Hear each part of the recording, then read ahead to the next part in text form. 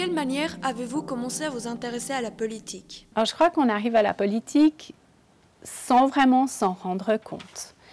Mais à titre personnel, si je dois mettre le doigt sur un événement qui a marqué ou qui a éveillé quelque chose en moi, c'est les initiatives Schwarzenbach des années 70. En 1977, lors de la 3e votation sur cette initiative, il y a eu, je me rappelle, toute la période qui a mené à ce dimanche de votation.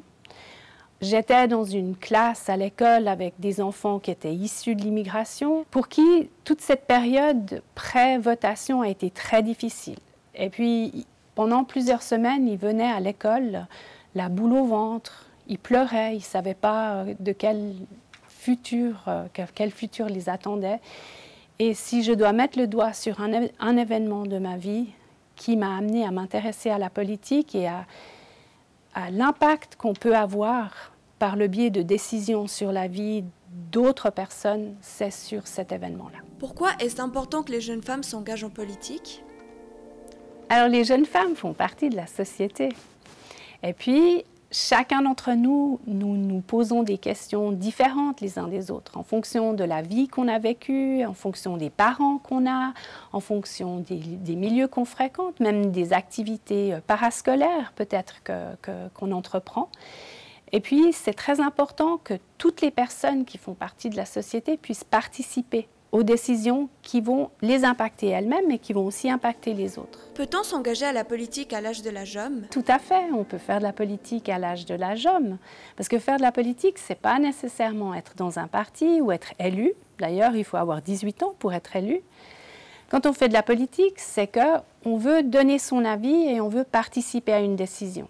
Et ça, on a des conseils de classe notamment. On a aussi des fois des élèves ou des enfants tout seuls qui écrivent à la municipalité de leur commune ou au Grand Conseil pour faire une proposition ou contrer une décision qui aurait été prise. Alors oui, on peut faire de la politique à tout âge. 2020, c'est une année très symbolique pour les Vaudoises du point de vue politique. Il faut savoir que les femmes ont le droit de vote et d'éligibilité dans le canton depuis 1959. Et puis, pour la première fois cette année, nous avons un conseil d'État, donc l'exécutif du canton, qui est très majoritairement féminin, puisque nous avons 5 conseillères d'État sur 7 personnes élues à cette fonction. Et au sein du Grand Conseil, nous avons une présidente, moi-même, ainsi que 2 vice-présidentes.